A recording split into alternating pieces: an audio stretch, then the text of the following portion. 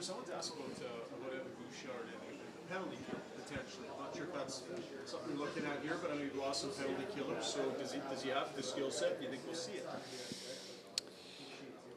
I think the most important part of being a good penalty killer is having a good head on your shoulders, and he's shown that.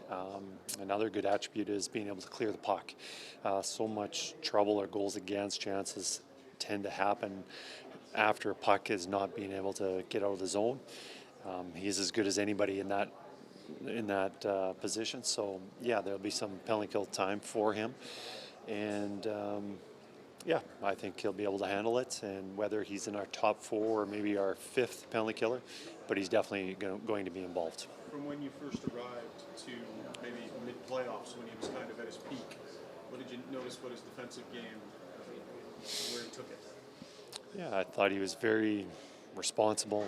I think the most important thing about good defensive hockey is just not putting yourself in a position to be in trouble. And that usually tends to start with the puck. You're not turning it over. You manage the puck really well. I think he does a good job of that. Another one is just positioning. He's in good positions, but he's usually a step ahead of what the other team wants to do. I think he's a smart hockey player who reads the play, and I think that is very important. Now, you look at how he defends opposed to other players like his partner, Ekholm. Ekholm's a lot more physical. Bush relies on his stick, breaking up plays with his stick on puck a little more. So everyone's got a different method to their defensive play, and I don't think Bush gets enough credit for how good he is. Will Nurse play tomorrow night? And no, he will not play tomorrow, but yeah, we're hopeful that it'll be soon. What does he have to do better this year than last year? He wasn't all that thrilled with his game last year. Every player goes through ups and downs, and I know last year there was a lot of talk about him not playing his best, and I know he feels that he's got more to give, but just playing with his instincts. He is so good at closing plays off with his speed, his length of his reach, and then his physicality. He's so strong and powerful. He can push guys off the puck if they want to try and protect it. And, I think with playing with that instinct of being a little more aggressive, I think that goes a long way and it'll lead to, more offensive opportunities. And he's carrying a bit of a load if he's going to break in Emerson. If you want to try Emerson with him, he's a new young defenseman. Yeah, he's got a new partner. He'll have a new partner, somebody to get used to. Hopefully there's a lot of communication in practices, on the bench, and just trying to build some chemistry. If it is Emerson, then it's Emerson. If it's somebody else, then it is. But yeah, I think maybe that'd be easier for him. Just get back to his game and just not getting relying on your partner that you've had for a long time. So now it's a new challenge, and it is a challenge having a new partner. CC for so long, I think used to CC. Yeah, absolutely. And those two just went out and played and just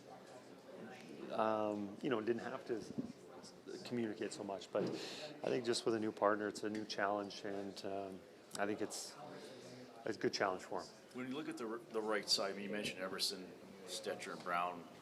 I look at it as internal competition for spots there. Are you seeing a good push from those guys? Are they asserting themselves to the level you would hope when there's spots up for grabs?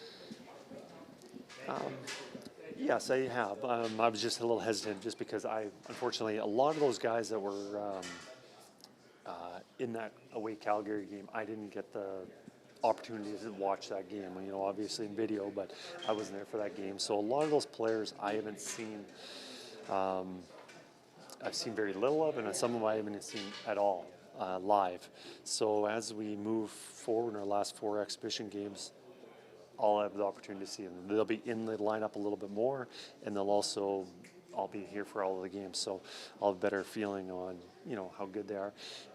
We sent Paul and Stewie to the Calgary game to evaluate those guys, just because we had a lot of those guys who were kind of in that game, just so they could watch them. But for me, I'll get a better feel these next 4 exhibition games. Tomorrow night's game, could we expect some more veterans in the lineup than obviously we've had? Yeah, we'll look at probably our 2 of our 4 lines and 2 lines of guys who are on the cusp of making the team. So, probably be about half of our roster. Kris, what do you need to see on this new second line once we get him out there? Just making plays with the puck and not giving it away. Obviously, you have players who are expectations are high. They're excellent hockey players, and they want to have a successful season, and they're playing with players maybe that they haven't got to play with at that caliber. Now the 3 of them are together. Sometimes there's a little bit more of forcing plays, trying to do too much, trying to build that chemistry rather than just playing to their games and not forcing plays and just making the play that's available to them. And it's early, and I think they haven't got a game together yet. They've only been playing practices, but this weekend the 3 of them will be together. When do is there a bit of a turning of a page halfway through camp from trying out some young guys, looking at some guys you haven't seen, and getting your 21 most important players ready to start I the season? think, I think we're starting to transition into that. Like I said, our next 2 games will probably be half lineup, but they'll be pretty much playing their role, their situations that they'll play. And then as we play probably our last 2 exhibition games, we're looking at getting ready for regular season, and we're almost at that stage of having our team. So there'll be other guys that are still on the cusp of making our team, and we'll still be evaluating, but it'll just be maybe 2 forwards each night and maybe 1 or 2 defensemen, but we'll be really close on making our final roster there. O'Reilly's still here as a first-round pick. Because he's shown you a lot of first-round picks get 1 or 2 games and they're back in junior like some of your. I think he's played really well. I think he's been a strong player, reads the play. He's picked up on our systems really well, and he had plenty of opportunities to play in the defensive zone against some really good players in Winnipeg game, and I thought he handled it really well. I don't think there was a time that I said, oh, he's out of position, or he just doesn't know it or doesn't read it because it's the NHL level, but I thought he handled himself really well. Do you expect 13 healthy forwards when the season starts, plus Evander Kane and 7D? Like, you're going to fill this thing out, or is that yet to be determined? That's to be determined. I'm not sure exactly what we're going to do with the cap. So we'll find out. And there's somebody had to clear waivers, and we don't want that. Do we want the extra forward? Yes, the extra forward's nice, but we also crew cap space is good. So we'll find out what our team looks like later. Is the Wall ready to play, or is he I haven't got. We'll find out if he is. He's really close, and we'll see. will O'Reilly play tomorrow night? That has not been confirmed. Possibly. Possibly he will.